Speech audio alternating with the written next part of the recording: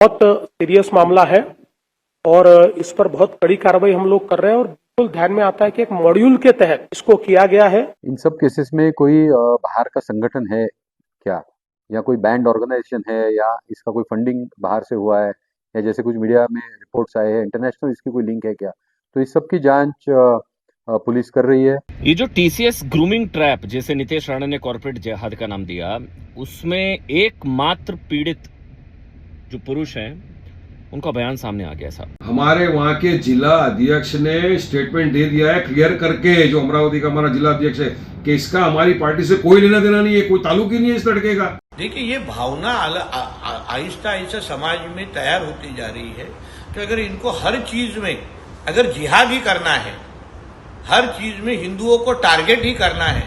नासिक में भी अगर आपने देखा होगा कि एक आईटी कॉर्पोरेट ऑफिस में खुद को बॉस बनाकर हमारी हिंदू लड़कियों के साथ में जिस तरीके से अश्लील धंधे उन्होंने किए, वीडियोस बनाए, वायरल किए, जिस मट्टी में रहते हैं उसी मट्टी के साथ बेईमानी करते हैं। देखिए, किसी भी जाति धर्म वाले को, चाहे हिंदू, मुसलमान, सिख, ईसाई कोई भी हो, किसी को भी कोई जबरन धर्मांतरण नहीं करा सकता, किसी को इजाजत नहीं है। लेकिन इस तरह से बोल देना कि नहीं ये कॉर्पोरेट जिहाद है, ये मुसलमान लोग ये सब कर रहे हैं, ये सरासर गलत है और इस्लाम भी नहीं सिखाता कि आप किसी को जबरन धर्मांतरण करिए। आज बात करते हैं महाराष्ट्र के दो बड़े मामलों की। जी हां, महाराष्ट्र के दो बड़े मामलों ने बढ़ाई हलचल। नासिक टीसीएस केस और अमरावती वीडियो कांड पर सियासत तेज हो गई है। अपराध पर धर्म की बहस भी गर्म हो चुकी है। नमस्कार, मेरा नाम हैदर अब्बास नकवी है और आप लोग मुझको इस वक्त दा स्वतंत्र पर देख रहे हैं। जी हां, आप देख रहे हैं हमारा ये खास कार्यक्रम। महाराष्ट्र से सामने आए दो अलग अलग मामलों ने पूरे देश में बहस छेड़ दी है। एक तरफ नासिक की आईटी कंपनी में यौन उत्पीड़न और कथित धर्म परिवर्तन के आरोपों की जांच चल रही है, तो दूसरी तरफ अमरावती में अश्लील वीडियो वायरल करने के मामले में लगातार गिरफ्तारियां हो रही हैं। इन दोनों मामलों को लेकर सोशल मीडिया से लेकर राजनीतिक गलियारों तक जबरदस्त बयानबाजी हो रही है। लेकिन सबसे बड़ा सवाल, क्या अपराध का मूल्यांकन आरोपी के धर्म से होगा या कानून और सबूतों से?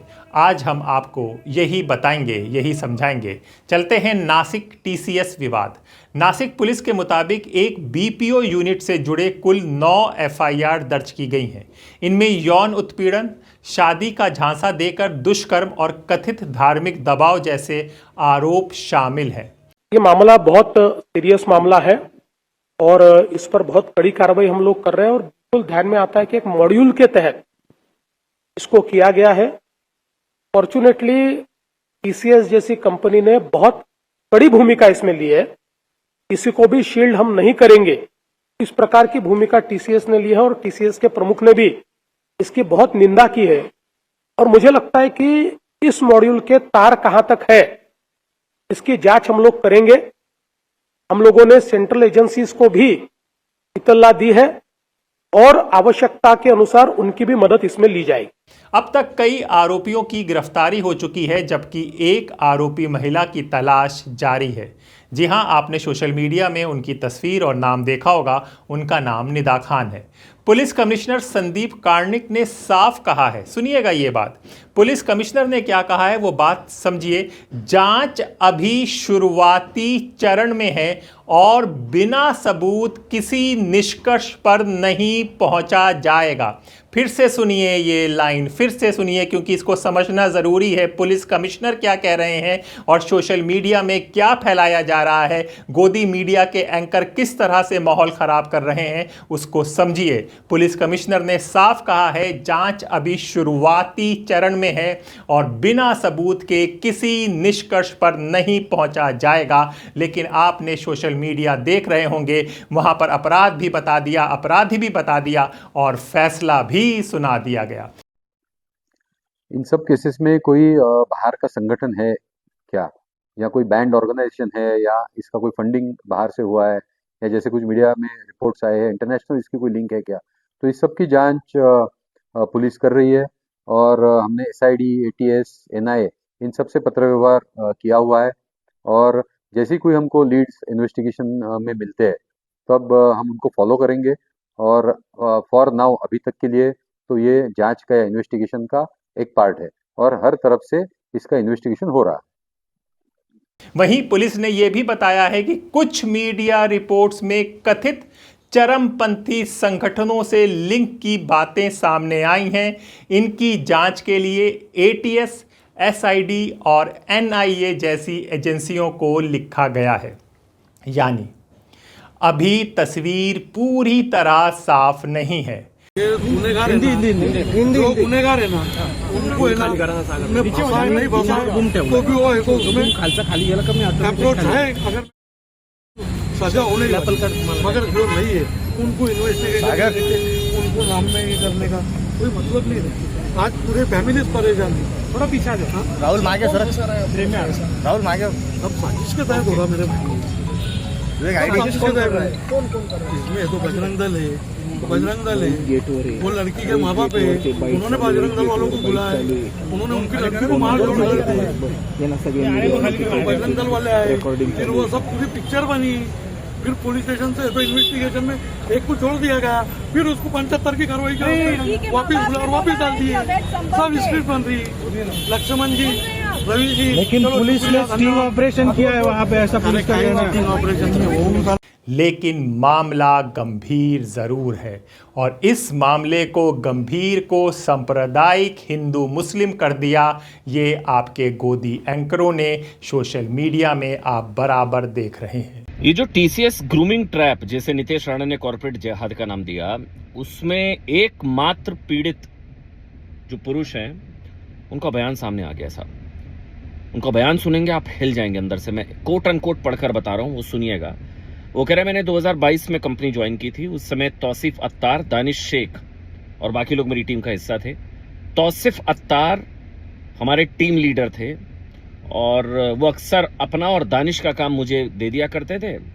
मुझे अतिरिक्त काम का बोझ पड़ता था, बट चूंकि वो मेरे टीम लीडर थे इसलिए बिना किसी आपत्ति के मैंने काम किया। यहाँ तक सब ठीक। आगे वो अपने बयान में कहते हैं कि मेरा परिवार रविदास स्वामी जी का भक्त है, मैं हिंदू धार्मिक परंपराओं का पालन करता हूँ, मैं रुद्राक्ष माला पहनता हूँ। मेरे धर्म के प्रति, मेरी आस्था के प्रति तौसीफ और दानिश अक्सर धार्मिक चर्चा करते थे। वो मेरी आस्थाओं पर सवाल उठाते थे, हिंदू देवी देवताओं परंपराओं के बारे में टिप्पणी करते थे, जैसे कि सिर्फ अल्लाह ही है, हिंदू मान्यताएं गलत हैं। वो हिंदू देवी देवताओं के बारे में अपमानजनक बातें करते थे। ऑफिस में तौसीफ और दानिश मुझे मनमाने तरीके से काम देते थे। कई मौकों पर मुझे देर रात होटल ले जाते थे जहां पर मुझे मांसाहारी भोजन करने का दबाव डालते थे। अब बात चलते हैं अमरावती अश्लील वीडियो कांड की। अमरावती में 19 साल के युवक अयान अहमद को कई युवतियों और नाबालिग लड़कियों के आपत्तिजनक वीडियो बनाने और फैलाने के आरोप में गिरफ्तार किया गया। पुलिस के मुताबिक अब तक 18 वीडियो 39 तस्वीरें सामने आई हैं। एसआईटी गठित कर जांच की जा रही है। 4 लोगों की गिरफ्तारी हो चुकी है और कई अन्य से पूछताछ जारी है। हमारे वहाँ के जिला अध्यक्ष ने स्टेटमेंट दे दिया है क्लियर करके, जो अमरावती का हमारा जिला अध्यक्ष है, कि इसका हमारी पार्टी से कोई लेना देना नहीं है, कोई ताल्लुक ही नहीं है इस लड़के का। वो कभी था, कभी पहले आया था सोशल मीडिया के इसमें, बाद में उसका कोई ताल्लुक नहीं, फिर काहे को एमआईएम को जोड़ने का। देखिए, जिसने भी इस तरह का संगीन जुर्म किया है, जहाँ पे महिलाओं के साथ इस तरह का व्यवहार किया, हमारी बहन बेटियों के साथ जिसने इस तरह से फोटो निकाला, ब्लैकमेलिंग करने की कोशिश किया, जो भी किया, उसके खिलाफ कानूनन कड़क से कड़क आप कार्रवाई करिए ना। लेकिन उसके नाम के ऊपर आप बोलो एमआईएम का था और पूरे मुसलमानों को कटघरे के अंदर डाल दो, मैं समझता हूँ ये सरासर एक गलत प्रथा है। ऐसा नहीं हो। जब खराट का मैटर आया, हमने कहा बिल्कुल खराट ने गलत किया है, बुंदू बाबा का, हमने कहा खराट ने गलत काम किया, उसके खिलाफ सख्त कानूनी कार्रवाई करिए। तो हमने ये कहा कि उसके घर पे भी कभी बुलडोजर चढ़ा दो, क्योंकि देखिए बुलडोजर चढ़ा दिया यहाँ पे। सुप्रीम कोर्ट ने बोला है कि बुलडोजर कार्रवाई असंवैधानिक है, देश संविधान से चलेगा, बुलडोजर पॉलिटिक्स से नहीं चलेगा। आपको लगता है इलीगल अतिक्रमण है, आप कोर्ट है, जाइए, एप्लीकेशन डालिए, ऑर्डर लाइए, उसके बाद में चला दीजिए। लेकिन आप बुलडोजर चला के एक इंसान को सजा नहीं दे रहे हो, आप उसके परिवार को सजा दे रहे हो। इसलिए हमने बुलडोजर के खिलाफ में बोला है नहीं कर सकते आप असंवैधानिक चीज। अब जो जिसने भी किया है इस तरह से हमारी माँ बहनों के साथ इतना गंदा हरकत काम किया है, तो उसके खिलाफ कानूनी कार्रवाई करिए, जो सख्त से सख्त सजा है कानूनी उसको दीजिए। यहीं पर नगर निगम ने आरोपी के घर के एक हिस्से पर अवैध निर्माण बताकर बुलडोजर की कार्रवाई भी की है। तोडला जातोय। अत्यंत महत्त्वाचं आपण पाहिलं तर परतवाडा लैंगिक हत्याकांडाची काम आहे दूर आहे बोललं जात आहे या ठिकाणी पाळला जात आहे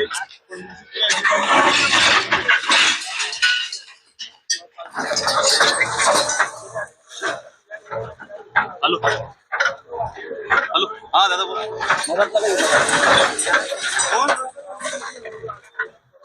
हा बोला ना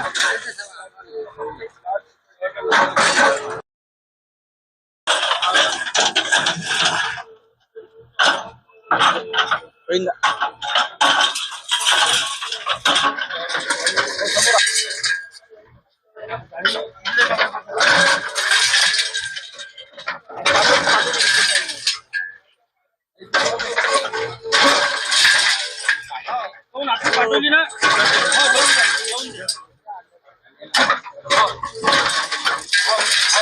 लॉक कर दे लॉक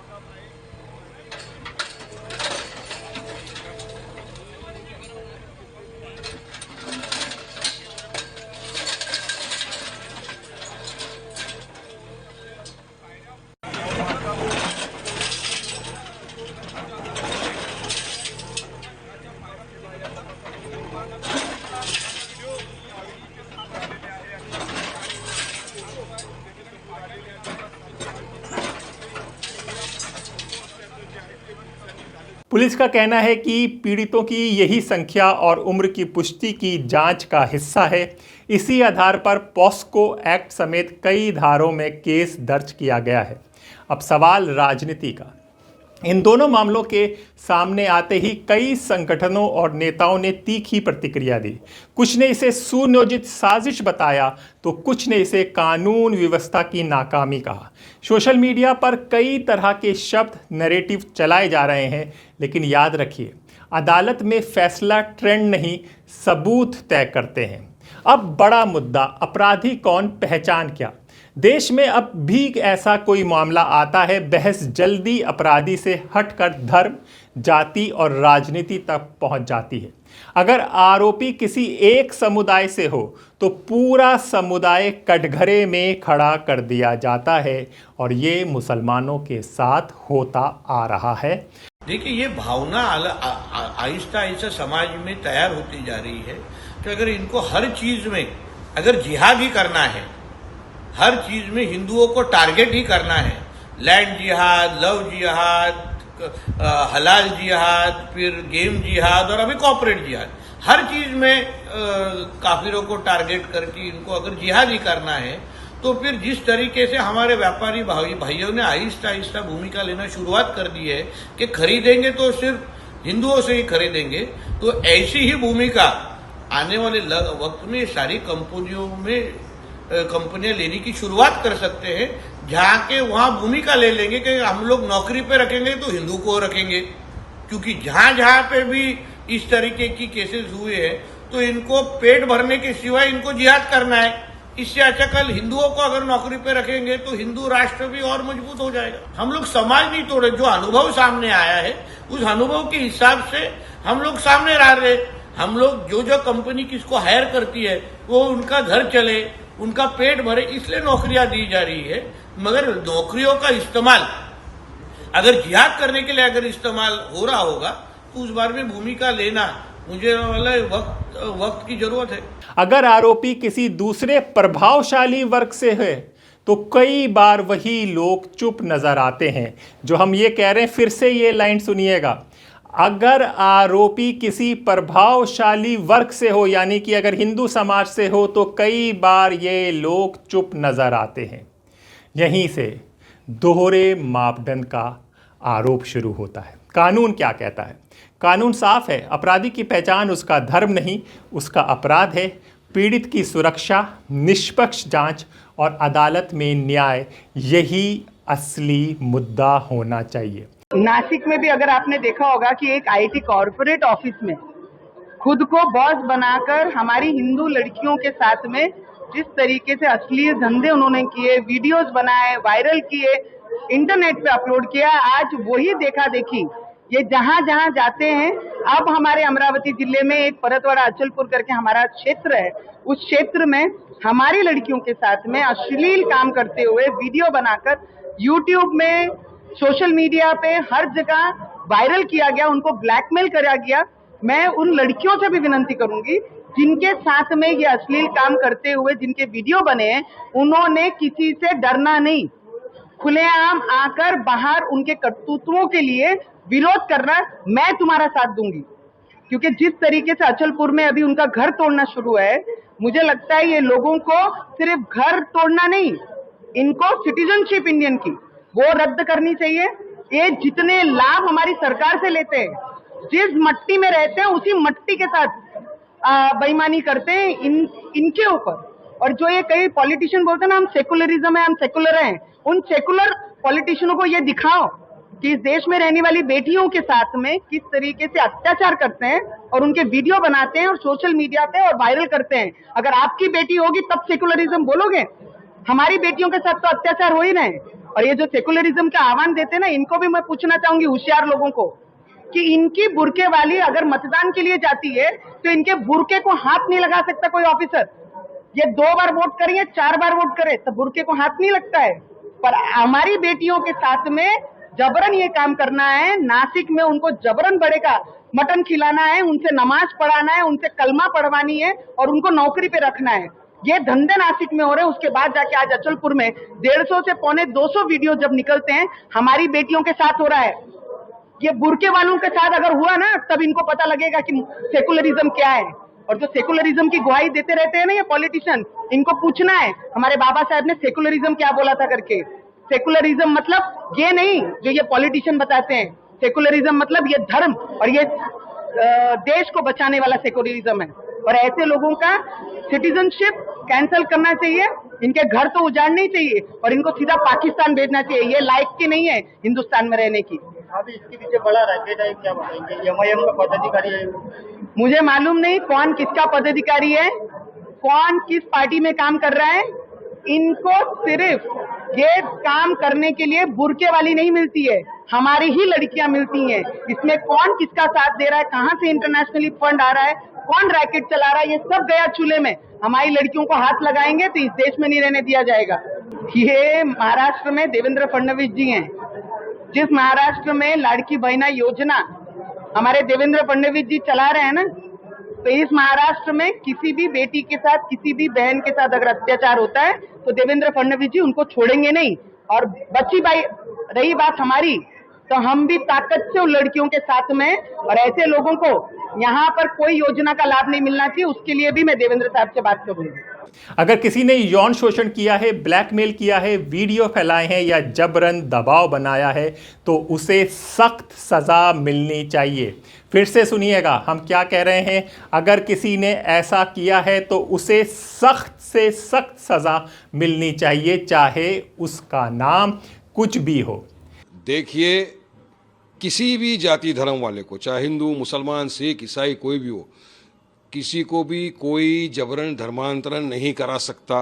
किसी को इजाज़त नहीं है कि किसी की भी आस्था को ठेस पहुंचाए। किसी भी धर्म में, किसी भी मजहब में ये नहीं सिखाया जाता कि तुम दूसरे की आस्था को ठेस पहुंचाओ या उसको जबरन को ऐसा काम कराओ जो उसके रिलीजन के अगेंस्ट है। और अगर किसी ने इस तरह की हरकत की है, जबरन धर्मांतरण कराने की, या उसके आपने जबरन कुछ ऐसी हरकत की जिससे उसकी आस्था को ठेस पहुंची हो सामने वाले की, तो कायदा कानून प्रशासन है, पुलिस प्रशासन है, इन्वेस्टिगेशन करो, जो भी उसमें मुब्तिला हो, जो बड़ी से बड़ी कंपनी हो या कोई भी हो, उसके खिलाफ कानूनी कार्रवाई करो। लेकिन इसकी आड़ में आप पूरे मुसलमान समाज को बदनाम करते हो, ये गलत है। अब आप ये लेके आ गए कॉर्पोरेट जिहाद। अरे जिहाद का मतलब भी आपको नहीं मालूम है। पहले आप लाए वोट जिहाद, लैंड जिहाद, थूक जिहाद, लव जिहाद, अब ये कॉर्पोरेट जिहाद। जहां आपको दिखता है आप मुसलमान को ज्वाइन कर दो, ये गलत है। देखिए, कोई हम चाहते हैं कि निष्पक्ष कार्रवाई हो, जो भी इसमें इन्वॉल्व है उसके खिलाफ आप कानूनी कार्रवाई करिए, जेल में डालिए। लेकिन इस तरह से बोल देना कि नहीं ये कॉर्पोरेट जिहाद है, ये मुसलमान लोग ये सब कर रहे हैं, ये सरासर गलत है। और इस्लाम भी नहीं सिखाता कि आप किसी को जबरन धर्मांतरण करिए या जबरन किसी को ऐसी बातें करिए जिसका उसका दिल दुखे। ये मेरा ये मानना है। इसीलिए आप कानूनी कार्रवाई करिए और जो भी उसमें गिल्टी है उसको सजा दीजिए, मगर पूरे मुसलमान समाज को बदनाम करना मैं समझता हूं सरासर गलत है। आइए, महाराष्ट्र के ये दोनों मामले सिर्फ क्राइम स्टोरी नहीं है, ये हमारे समाज का आईना भी है। जहां एक तरफ महिलाओं की सुरक्षा पर सवाल है, वहीं दूसरी तरफ राजनीति हर घटना को अपने चश्मे से देखने लगती है। अब हमने आपको बताया था कि अगर यहाँ पर कोई दूसरे समुदाय के लोग होते हैं तो अक्सर जो लोग बोल रहे हैं, जो अभी आपको सोशल मीडिया में बोलते दिख रहे हैं, जो आपको तरह तरह के जिहाद को डिस्क्राइब कर रहे हैं, वो सब खामोश और मुंह में पट्टी बांधते हैं। क्यों कह रहे हैं? सबूतों के साथ, तर्क के साथ और कहानी के साथ हम आए हैं आपके साथ। जी हाँ, चलते चलते हम आपको बता दें, और नाम याद रखिएगा, आनंद कुमार के कारनामे। जी हाँ, ये आनंद कुमार का नाम दिल्ली से सामने आया है। इस मामले में 35 वर्षीय आनंद कुमार पर आरोप है कि उसने पिछले करीब, सुनिएगा आंकड़े, उसने पिछले करीब 6 सालों में 500 से ज़्यादा महिला से मैट्रिमोनियल और डेटिंग साइट के ज़रिए संपर्क किया। पुलिस के मुताबिक वो हर महिला के सामने अलग अलग पहचान बनाता था। किसी के सामने खुद को डॉक्टर, किसी के सामने इंजीनियर, किसी के सामने बिजनेसमैन बताया जाता था। फर्जी नाम, नकली प्रोफाइल और झूठी नौकरी की कहानी बनाकर महिलाओं को भरोसे में लेता था। इसके बाद आरोप है कि वो महिलाओं से निजी तस्वीरें और वीडियो हासिल करता था, फिर उन्हें सार्वजनिक करने की धमकी देकर ब्लैकमेल करता था और पैसा मांगता था। ये इंडियन एक्सप्रेस की खबर है, ये ऐसी कोई खबर नहीं है, आप पढ़िएगा। इस मामले का खुलासा तब हुआ जब 30 वर्षीय एक महिला ने शिकायत दर्ज कराई। महिला का आरोप है कि मैट्रिमोनियल ऐप पर वैभव अरोड़ा नाम से मिले शख्स के संपर्क में आई, जिसने बाद में अपने साथी के साथ रूप में आनंद कुमार को सामने लाया। शिकायत के मुताबिक आनंद कुमार ने महिला से बार बार पैसे मांगे और जनवरी तक उससे करीब 7 लाख रुपए ट्रांसफर करा लिए। पुलिस को शक है कि इस पूरे खेल में परिवार के कुछ लोग भी मददगार हो सकते हैं। फिलहाल जांच जारी है, लेकिन सवाल यही उठता है, जब मामला आनंद कुमार का हो या फिर बाबा अशोक खरात का, जिनका रोज़ वीडियो अभी भी आप इंस्टाग्राम में देख सकते हैं, वायरल हो सकता है। कोई ऐसा नेता नहीं जो उनके घर में गया नहीं। इस तरह की बातें हो रही हैं, इस तरह की तस्वीरें आ रही हैं। इन जैसे लोगों पर, आनंद कुमार और अशोक खरात के, जब सबूतों के साथ भी पकड़े जाते हैं और सब सबूत भी लग जाते हैं, तब भी टीवी स्टूडियो खामोश क्यों हो जाते हैं? ये अभी जो सोशल मीडिया में एंकर बकड़ बकड़ कर रहे हैं, ये सब के मुंह में पट्टी क्यों बंद जाती है? ना बिल्डोज़र की मांग उठती है और ना ही कोई नया जिहाद का नाम दिया जाता है, ना ही पूरे धर्म को कटघरे में खड़ा किया जाता है। दोस्तों, सवाल साफ है, जवाब भी साथ है। क्योंकि क्या इसलिए आरोपी मुसलमान नहीं होते?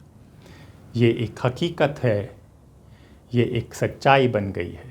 जी हाँ, द स्वतंत्र का मानना है कि अपराधी को कानून के तहत सज़ा मिलनी चाहिए, धर्म के आधार पर नहीं। और किसी भी अपराधी को किसी धर्म से जोड़ना न्याय नहीं है, बल्कि समाज को बांटने की राजनीति है।